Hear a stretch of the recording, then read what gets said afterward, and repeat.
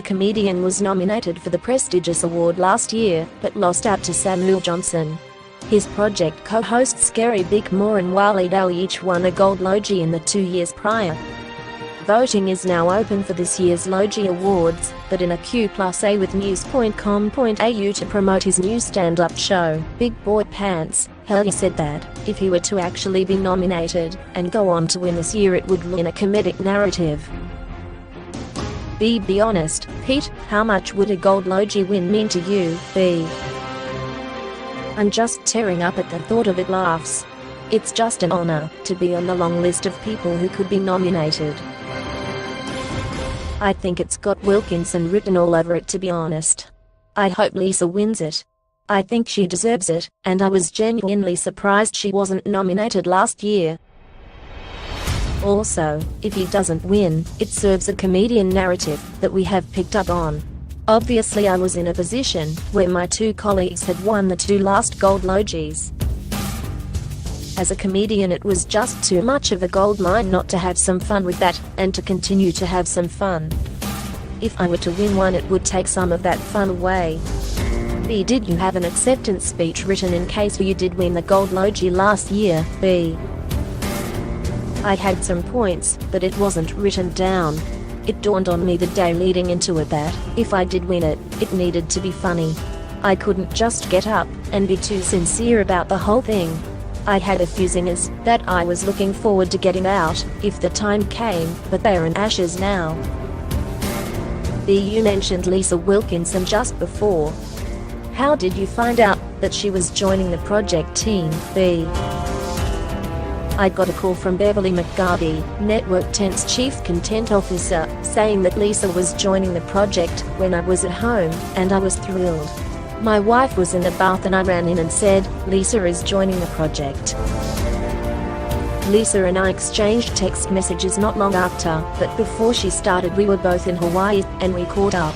It was really lovely to spend some time with her and bring her up to speed with how the day-to-day of the project works. You've had some amazing guests on the project in the last few years. Who would be your favorite? Last year my dad gave me a gift, where he had taken photos off the TV screen of me on camera with different people. He wanted to make sure I was documenting the people I met. He got a few names wrong though. I think he had Matt Damon down as Alec Baldwin. The one guess that was probably the best, and is the screensaver on my phone, is when I went to Tokyo late last year to interview Mark Hamill. That was a standout. Is there a guest you've had on the project that stands out as the worst? We're pretty lucky.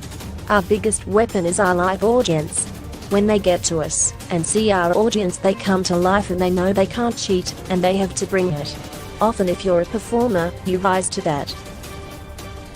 Amy Schumer was brilliant on our show, absolutely came to life, she smashed it, and then we started hearing that other news outlets had trouble with her.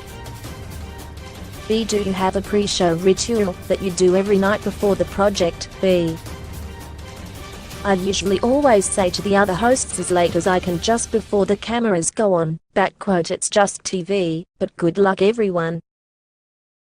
Also, our studio audience loads really late, just 5 minutes before we go on air. I get 2 minutes with them, and I give them a pep-up speech. I'm not sure if that's superstitious or strategic. Do you say to them? I tell them that I already feel as if they're the greatest audience we've ever had, which is always awkward when there are people who have been in the audience before. So have a favorite joke that I do after the show on a Monday night when Steve Price runs out to do his radio show. I always tell the audience that he has to leave because he has a lap dance booked down the road at 8 p.m. I always time it so Pricey is just out of the studio, so he can hear it, but he's running too late to do anything about it. You've been touring your new stand-up show, Big Boy Pants, at the Adelaide Fringe, and you're taking it to the Melbourne International Comedy Festival. What's it about? It's about taking responsibility. When I was trying to think about what to talk about in the show, and what to call it, I had just had a vasectomy, which is about taking responsibility.